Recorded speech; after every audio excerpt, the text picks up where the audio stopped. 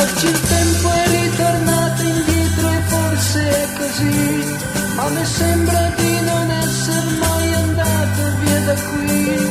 Era casa mia e qui ho lasciato qualcosa di me. Ora è quasi sera e io devo andare via, ma penso che non scorderò mai casa mia, casa mia. Casa mia.